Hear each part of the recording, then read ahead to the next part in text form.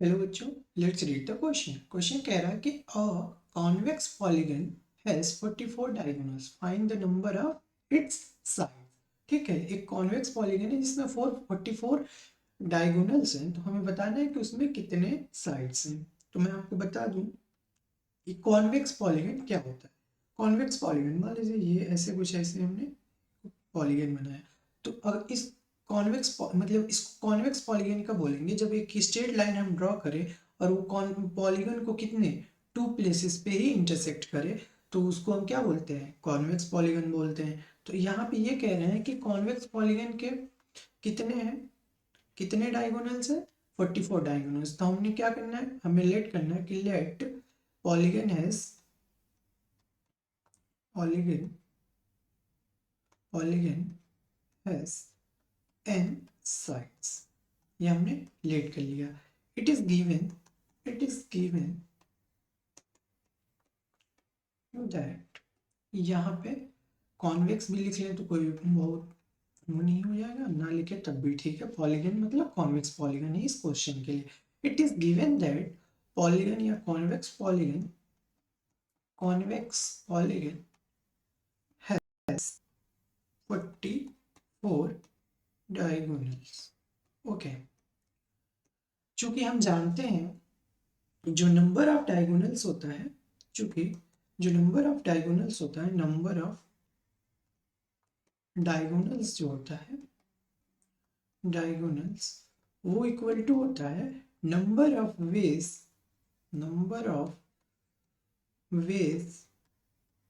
Of selecting two vertices from n vertices minus number of sides minus number of sides।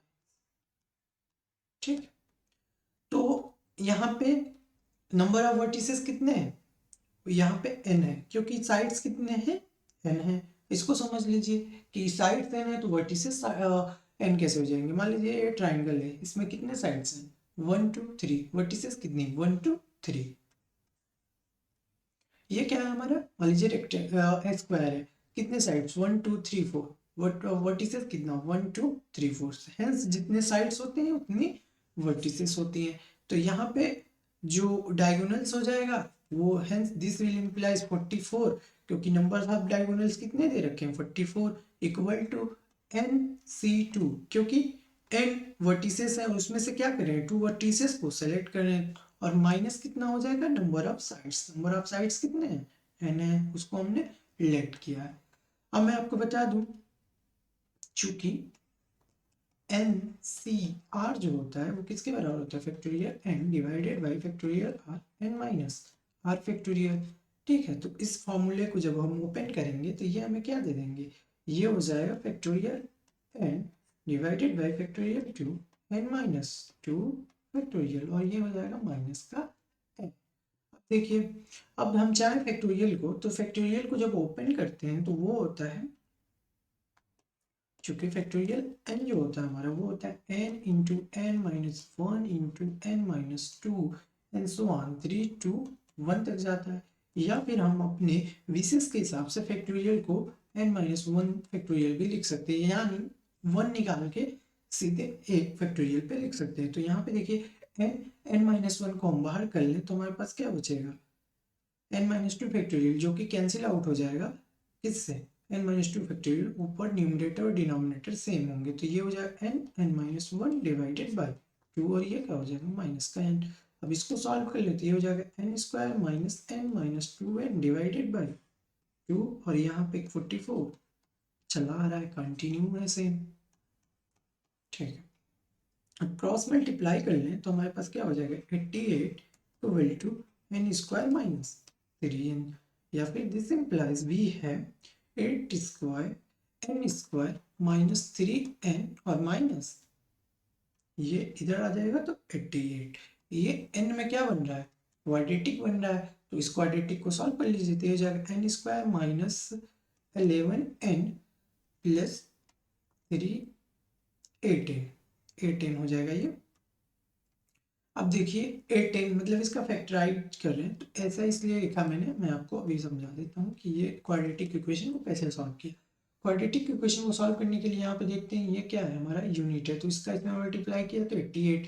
अब 3 को ऐसे break करेंगे कि multiply करने पे 88 आए और सब्सट्रैक्ट करने पे इस साइन को देख के हमें बताना होता है। तो साइन ये क्या है माइनस, तो यानी सब्सट्रैक्ट करने पे 3 मिलना चाहिए। तो देखिए ये सारे फुल्ली हो रहे हैं, यहाँ से हो जाएगा n-11 प्लस 8 कॉमन कर लीजिए तो n-11 इक्वल्स टू 0, यानी n-11 और n+8।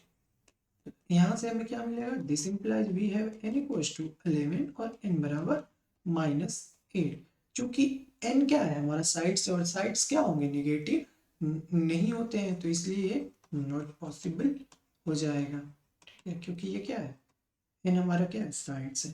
Hence total number of sides कितने आ गए, hence n equals to 11, hence total number of side, total number of side जो हो जाएगा वो हो जाएगा हमारा 11। ठीक है बच्चों, टोटल नंबर ऑफ साइड्स 11 हो जाएगा। आई होप बच्चों you understood the solution. Thank you.